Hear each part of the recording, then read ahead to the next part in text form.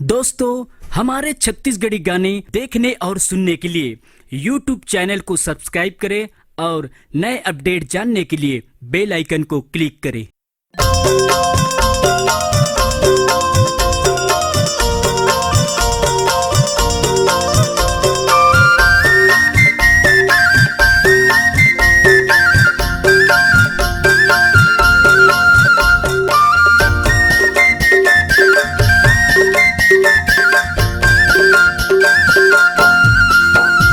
पहाड़ बाबा चरणों में गंगा के धारला,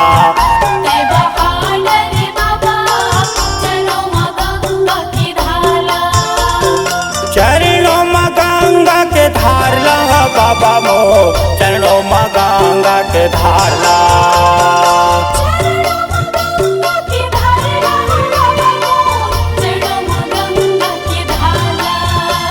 पहाड़ रे बाबा चरणों में गंगा के धारला,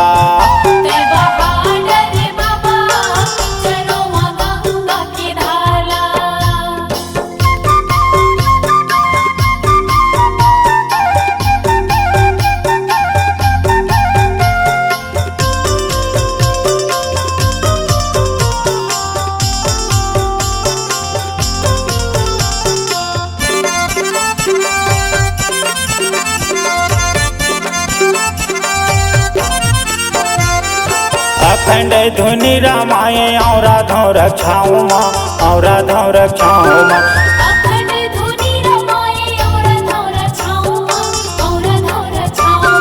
गंगा जमुना तर के बाबा तोर चरण के पाँव माँ, तोर चरण के पाँव माँ,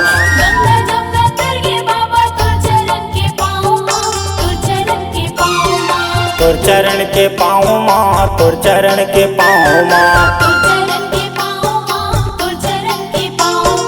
ज्ञान के दिया जला डर बाबा, ज्ञान के दिया जला डर गुरु, कर सतनाम के प्रचार ला।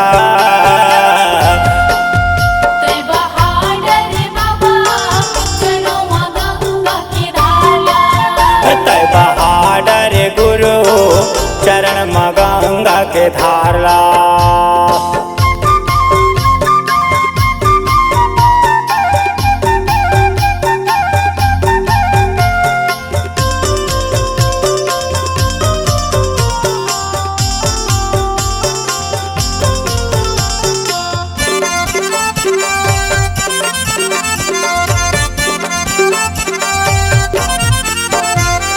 चरणों के अमृत में तरके सबरा माता, तरके सबरा माता,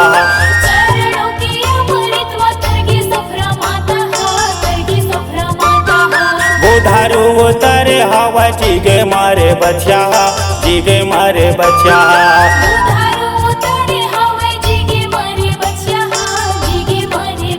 हाँ जीगे मारे बच्चा, जीगे मारे बच्चा। तीनों जीव लंग तार डर बाबा, तीनों जीव लंग तार डर बाबा, परवांग लंगड़ा जमोला।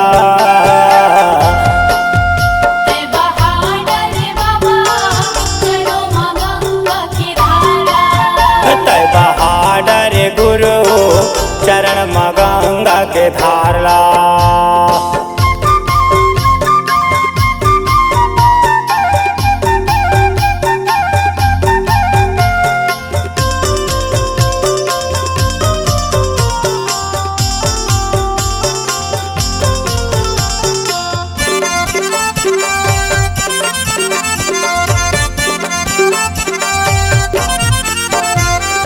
डोंगरी में जाके बाबा करेगा मितानी, करेगा मितानी,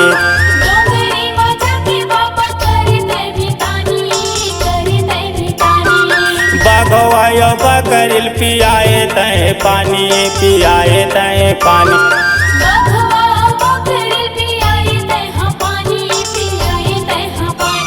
पियाए तय पानी, पियाए तय पानी।